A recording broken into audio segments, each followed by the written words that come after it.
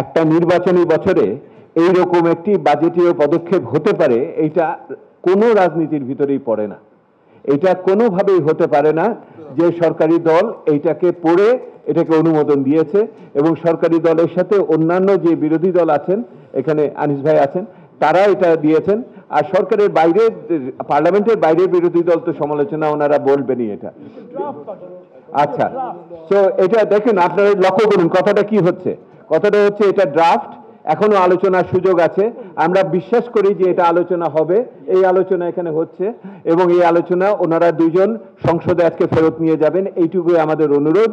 এবং যাতে এইরকম একটা ঘটনা না ঘটে, এটা একটা অবৈজ্ঞানিক, অরাজনৈতিক একটা আমলাতান্ত্রিক পদক্ষেপ, যেটার সাথে বাংলাদেশের এসডিজি বাস্তবায়ন, বাংলাদেশের এলডিসির উত্তরণ, বাংলাদেশের আপনার উচ্চ মধ্যম আয়ের দেশের যে কোনো লক্ষ্যমাত্রার সাথে সাংঘর্ষিকভাবে এটাকে করা হয়েছে।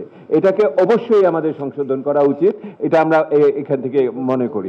আগে যখন বাজেট দেওয়া হতো এবং যখন রেভিনিউ কালেকশনের ইস্যু উঠত, তখন আপনারা দেখতেন, এটা আমি কিবরিয়া সাহেব, সাইফুর রহমান সাহেবের আমলের কথা বলছি, তখন ওখানে বলা হতো যে নতুন কর আরোপ করে কত টাকা আসবে এবং প্রাতিষ্ঠানিক দক্ষতা বৃদ্ধি করার মাধ্যমে কত টাকা আসবে, অথবা দ্য ইনস্টিটিউশনাল এফিসিয়েন্সি যে প্রশ্ন আপনি বলছেন, এইটার মাধ্যমে কত টাকা আসবে, এই বলাটা কিন্তু উঠে গেছে। এইটার ফলে ওই স্বচ্ছতাটা এখন আর নাই যে কতগুলো পুরনো, মানে তিন ভাগে, যে নতুন কর আরোপের মাধ্যমে কত আসবে, পুরানা করকে সম্প্রসারণের মাধ্যমে কত আসবে এবং প্রাতিষ্ঠানিক দক্ষতা বৃদ্ধির মাধ্যমে কত টাকা আসবে। এই ভাগটা থাকলে পরে ওই যে কথাটা বলছেন, এই কথাটা আর একটু পরিষ্কারভাবে আসবে। এই পদ্ধতিটাকে পুনঃস্থাপন করা দরকার বলে আমি মনে করি আগামী দিনের ভিতরে।